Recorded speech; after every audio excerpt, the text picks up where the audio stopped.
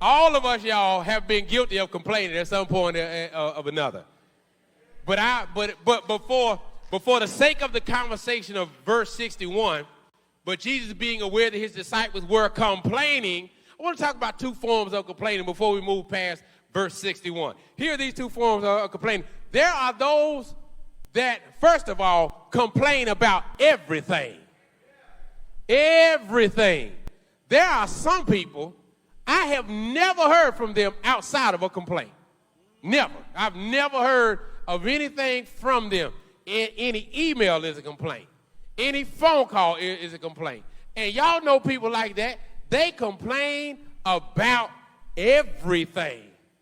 The second type of complainer is those, and I don't know, you have to help me here. Those that complain about you as soon as you do something that they don't like, but were in your corner until then. Then all of a sudden you went from the greatest to just then you got all these complaints now. You ain't right. Your hair ain't right. Your cooking ain't right. Your vacuuming ain't right. Your walking ain't right. But before, when you liked me, I was great. I don't know which one is worse. The one that just complained all the time, or the one that just started complaining once they decided they didn't like me anymore. Which one do the disciples fall into? Two. They fall into two. Because just before this happens, they're all down for Jesus. They're in this corner. They're like, Jesus, you're the greatest. You're walking on water. You're doing the most. I love you so much. Wait, hold on. You want me to do stuff? Man, can you believe Jesus tripping over here? Did he really want us to do that? Just a second ago, I was the greatest. Now I've told you what's required of you. Now you're talking about me. They complaining so loud, Jesus can hear them complaining. In verse 61, he asked them, he was like, so is what I'm saying offending you? Is what I'm saying offending you?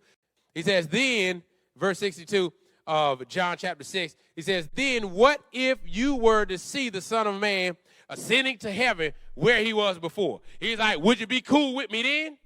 Will we be all right then if you saw me ascending to heaven and I was all majestic and glorified? Will you be back on my team then? Ain't nothing like bandwagon people.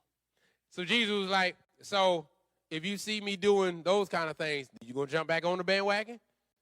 Then when I give hard teaching again, you gonna jump back off?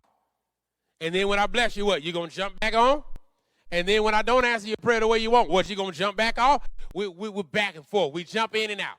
We jump in and out with God. We jump in and out. Bandwagoning off. Bandwagoning off. And God don't want us to be in and out, here and there. He wants us to be every day. Ride or die. And you know what? And we should be ride or die for the Lord. You know why? Because he died for us.